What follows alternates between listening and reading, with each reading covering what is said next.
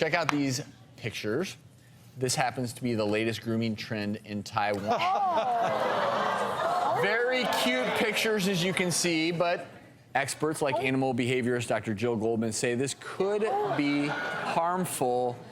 And why so, Dr. Goldman? This type of grooming, you can see the pinkness around the lips. That's not normal. You know, anything that's really, really pink, you're afraid that perhaps the hair has been shaved a little bit too close.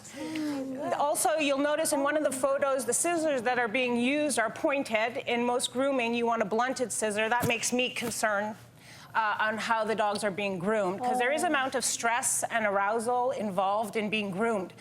And then we're looking at the shape of the head, and we're looking at different aspects, and we need to understand that dogs will use their head, their ears, their eyes, their body posture, their tail carriage to signal to another dog how they feel, what they're going to do, and communicate. So essentially what they're doing is these groomers are handicapping these dogs' communication to do that effectively, because what might happen is they're going to be misunderstood by another dog. So, for example, if ears naturally are like this, and that shows happiness, alertness, interested, that the dog is interested, that's one thing. But if the dog's ears are flat back, it means the dog is afraid. So if you can't see the ears of the dog due to the fact of the way he's groomed, the dog isn't able to communicate effectively to either his owner or to another dog, and then is labeled, you know, a nerd or something. The dogs will look at him differently. Moreover, they can't communicate properly. It's like a school child that doesn't have any social skills. Okay. You're making like a topiary out of your pet. Yeah, well, that's exactly it. You're objectifying the dog. I mean, you're materializing it's turning into a cube head, but with my dogs, I've seen it that right after a haircut, sometimes they behave They're stressed, differently. They don't feel they feel right. naked. They do feel naked. They don't feel right about themselves. I shaved Nala maybe 10 years ago.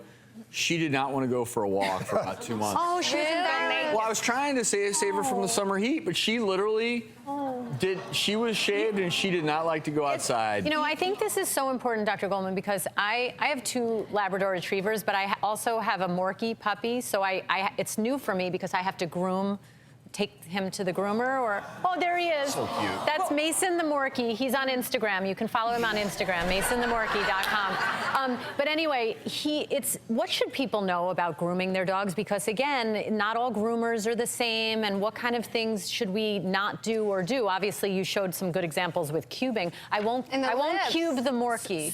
So important, you want to know what kind of hair your dog has, right? Different breeds have different coats. So if you have a long-haired dog, grooming is brushing. A lot of people don't want to brush. You want to brush the undercoat out. You want to make sure that the coat changes according to the seasons. So during the summer season, it's light and fluffy and provides ventilation. And in the winter, it's a little bit more thick. Right. So people, unfortunately, want to groom and shave their long-haired dogs during the summer.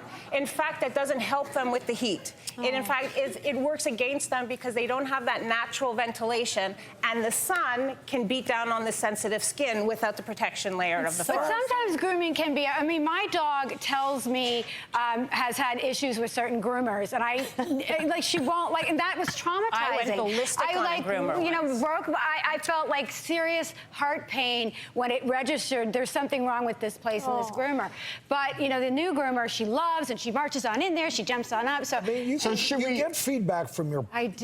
Absolutely if you take them to the groomer and they're not all freaked out, then that's a good So sign. is it fair to say that we should take our pets to be groomed for their own health and their own well-being, not for our own fascination with the latest trend? Absolutely. Is that the takeaway here? You want your dog to be groomed like a dog. Yes. Like they need to be groomed, and people understand you want a groomer. If they charge a little bit more, it's worth it. You want your groomer to take the time, to be patient, for the place to be hygienic and also well lit. I had my dog come back and she was shaved too close. She had irritation on her skin, and every pet owner will understand how heartbreaking that is, not just for themselves, but for the dog undergoing that stress. Dogs are not human. Dogs don't actually understand us when we talk to them. Don't cube the dog. They are the best things ever, and we all love them. We just sometimes have to remember that they're still dogs. We love our dogs as dogs. Dr. Goldman, thank you. You're welcome. A pleasure.